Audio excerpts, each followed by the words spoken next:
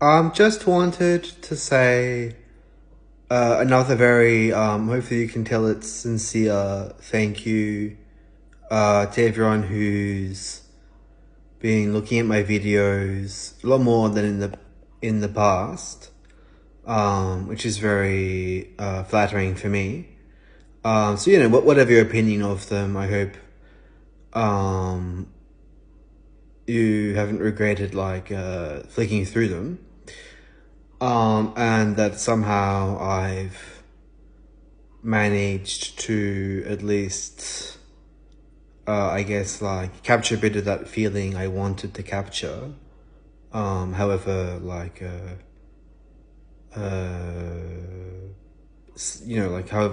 however small a form. I think I basically kind of just appeared out of nowhere, really, in terms of both my writing and my readings of my writing. So I actually wanted to go into a bit more depth about myself, since I think you're kind of meant to do that, basically. Essentially, it seems like it's quite common, for so-called creatives to do that kind of thing, to promote themselves. Never actually done anything like that, really. I promote everything myself. It's all me, really. I've had some... I always try to take on feedback, and I've been lucky to have met some experienced writers, in particular one who's a friend as well. And he's, in particular, helped me edit my work and taught me a lot of around the ropes and that kind of thing. But at the end of the day, I taught a lot of it to myself as well. So I feel. Basically, I've always been a big reader, big writer, and very passionate about anything creative or artistic. I grew up always reading, always wanting to read, being a big nerd, basically. A couple of friends at school, kind of classic situation of that kind of a bit awkward nerd, I guess, who kind of escaped into books, basically. And I read mostly kind of fantasy and that kind of stuff. Growing up, started to go into poetry. I also went through a phase in school as a teenager where I actually tried deliberately to only read classics, essentially, and read a lot of older literature. I think that was good. The classics are a reason, of course, but I think also you also need... The reality is you need you need both. You need classics and the modern stuff. So after school, I started uni. I was a bit directionless, really. Didn't work for a while, just studied. And that was part-time as well. Also because, the reality is I had some, mental health issues. And in reality, to be honest, perhaps you'll have noticed, even from the work I've posted and promoted and so on, some dark things did kind of happen to me, to be honest. Which is probably why, I guess, I turned to artistic things so much. That classic kind of cliche, I guess. But yeah, leaving that aside, basically, for a while I actually avoided essentially any kind of paid work. I was very lucky that my parents kindly let me stay at home. I'm still home, actually. Although now I'm working.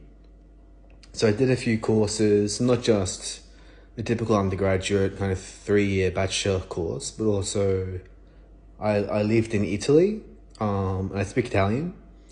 And one of my 2 jobs is as a translator from Italian into English.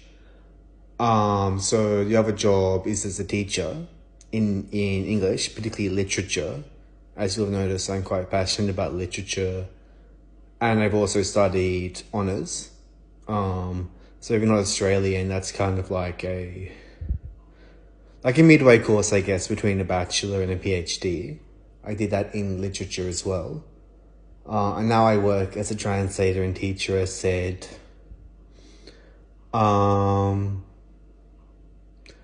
So yeah, those are my day jobs. Ideally, if I could, I'd want to earn from the creative things, but I mean, we all know obviously that's not like a lot easier said than done. And the reality is also a lot of people who actually do don't necessarily deserve to. But yep, let's not get into that.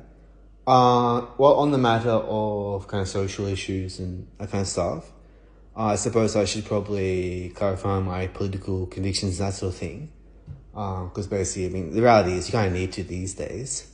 It's all kind of polemic. In some ways it should be, but anyway, that basically, so I identify as anti-capitalist, as most of us do, of course, these days. I've actually, I should mention, in the interests of sincerity, been involved in politics as a member of Socialist Alternative, the main Trotskyist group in Australia.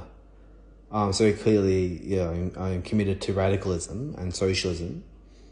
I think that's also, I like to think at least, that's kind of reflected in some of the book, in the writing and readings and so on, but, that's for others to judge.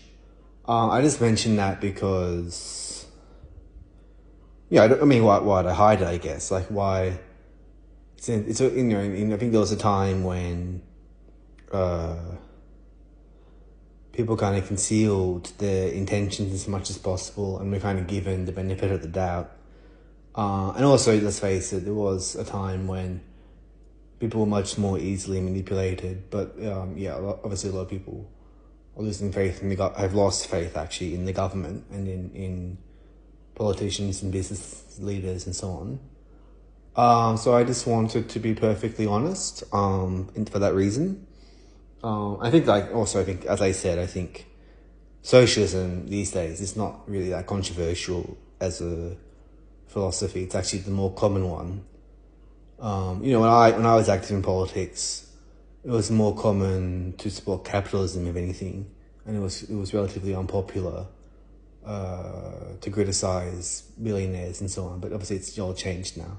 So that's all my little ramble for today. I hope whoever watches this video enjoys it however they can, and hope to see you soon.